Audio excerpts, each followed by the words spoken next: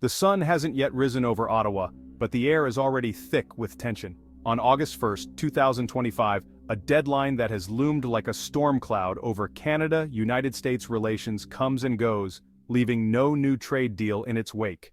President Donald Trump, ever the showman, has made good on his promise. A 35% blanket tariff now threatens Canadian goods not covered by the Canada-United States-Mexico Agreement, or CUSMA.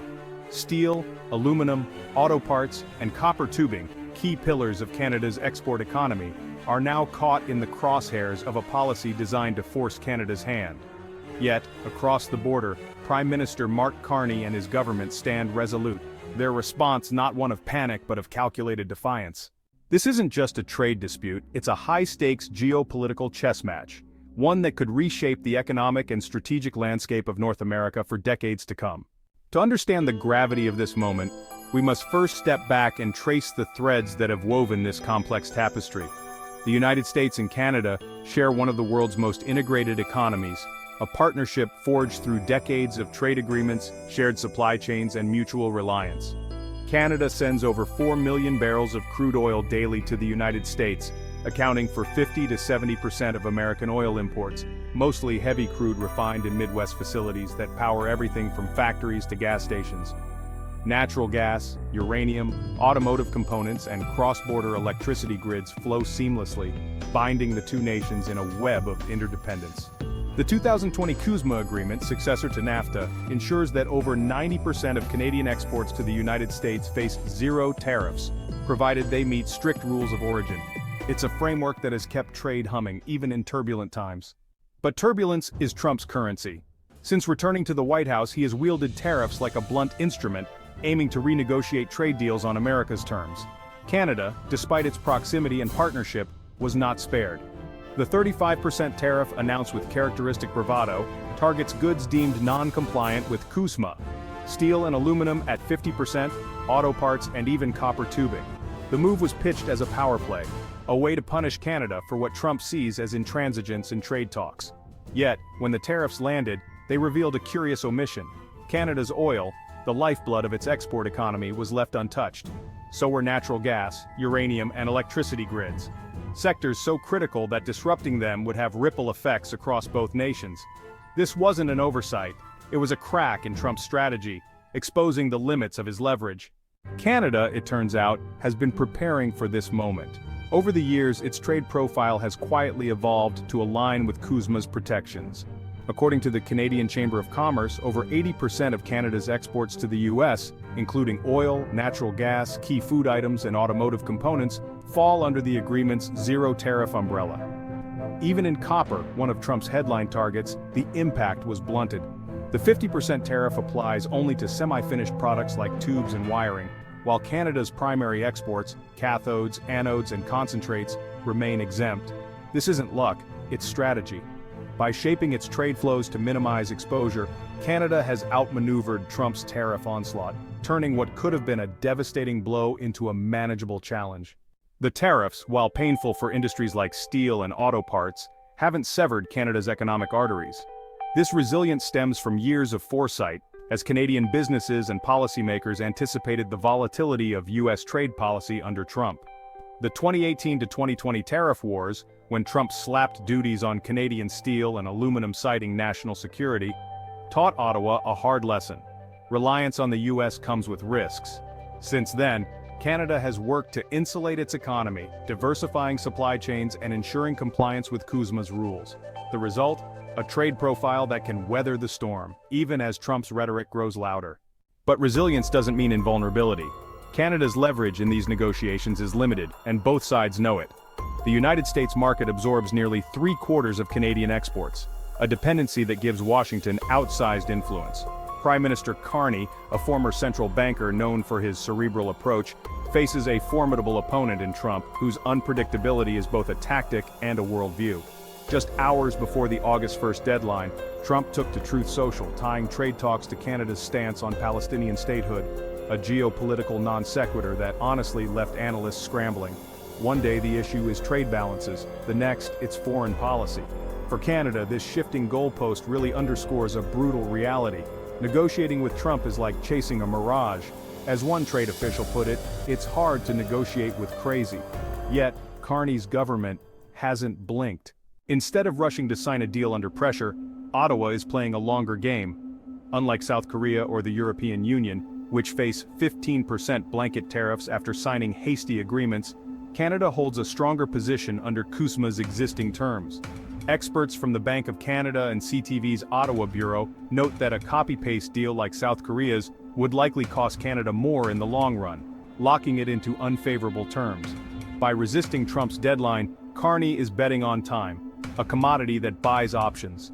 The mandatory joint review of CUSMA in 2026 looms as the real battleground, a chance to revise or renegotiate the entire agreement. Signing a bad deal now would weaken Canada's hand when that moment arrives. This calculated patience has wrong-footed the Trump administration, which expected Canada to scramble. Instead, Ottawa has doubled down on diversification.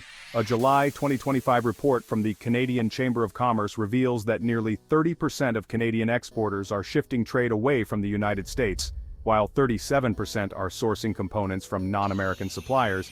Canadian brewers, for instance, now buy aluminum cans from China, driven by soaring United States prices under Trump's tariffs.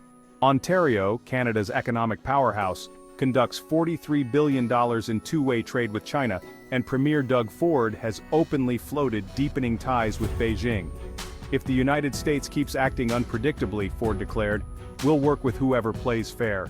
It's a statement that carries weight, signaling that Canada is no longer tethered to its southern neighbor. This pivot isn't just economic, it's strategic. For decades, the United States has relied on Canada as a stable partner, buying $349 billion in American goods in 2024, more than Japan, Germany, and the United Kingdom combined.